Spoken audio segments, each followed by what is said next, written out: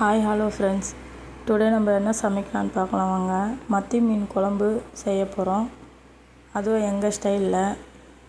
குழம்பு பாருங்கள், திக்காகவும் இருக்கும், அதே சமயத்தில் டேஸ்ட்டாகவும் இருக்கும். வாங்க எப்படி செய்யுதுன்னு பார்க்கலாம். அதுக்கு தேவையான பொருள்: 4 வெங்காயம், 6 தக்காளி, கொத்தமல்லி, பச்சை மிளகா, கருவேப்பிலை, மிளகாய்த்தூள், மஞ்சள் தூள், தனியாத்தூள், குழம்புத்தூள், வெந்தயம், கரைச்சி வச்ச புளி, நல்லா வாஷ் பண்ணி வச்சுருக்கோம் மீன், தேங்காய், கொத்தமல்லி, பூண்டு.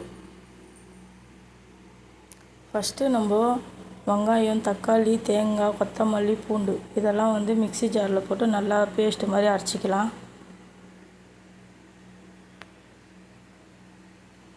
மீன் குழம்புக்கு தக்காளி எப்போவுமே எக்ஸ்ட்ரா போட்டுக்கோங்க, அப்போ தான் மீன் குழம்பு டேஸ்ட்டாக இருக்கும்.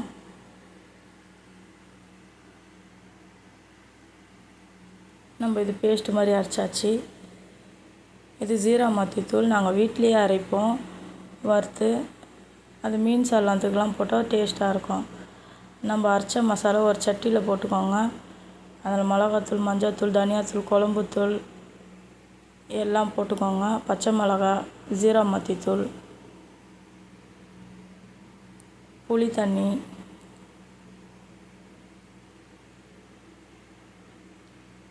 உப்பு எல்லாம் போட்டு கை விட்டு பிசைஞ்சிக்கோங்க. கொத்தமல்லி, கருவேப்பிலை இதுவும் போட்டு நல்லா பிசைஞ்சி வச்சுக்கோங்க. ஒரு கடாயில் எண்ணெய் ஊற்றி வெந்தயம் போட்டுக்கோங்க. வெந்தயம் பொரிஞ்சோடனே வெங்காயம் போட்டுக்கோங்க. வெங்காயம் நல்லா வதங்கினோடனே தக்காளி போட்டுக்கோங்க. தக்காளி நல்லா வதங்கிட்ட பிறகு குழம்புத்தூள் கொஞ்சம் போட்டுக்கோங்க. குழம்புத்தூள் போட்டு பச்சை வாசனை போகிற அளவுக்கு வதக்கிக்கோங்க.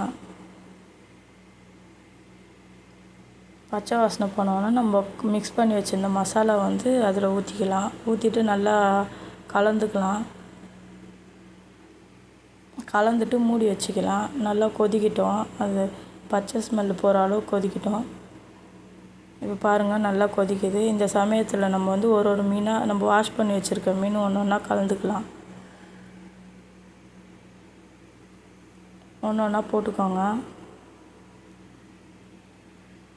போட்டுட்டு மூடி வச்சுருங்க. ஒரு 5 நிமிஷம் போல் கொதிக்கிட்டோம். ரொம்ப நேரம் கொதிக்க வச்சா மீன் உடஞ்சிரும். பாருங்கள், நல்லா மீன் சாதம் சூப்பராக ரெடி ஆகிடுச்சு. மீனும் உடையாத இருக்குது. நீங்களும் இந்த மாதிரி ட்ரை பண்ணி பாருங்கள். டேஸ்ட்டு சூப்பராக இருக்கும். எங்கள் சேனல் பிடிச்சிருந்தால் லைக் பண்ணுங்கள், ஷேர் பண்ணுங்கள், சப்ஸ்கிரைப் பண்ணுங்கள்.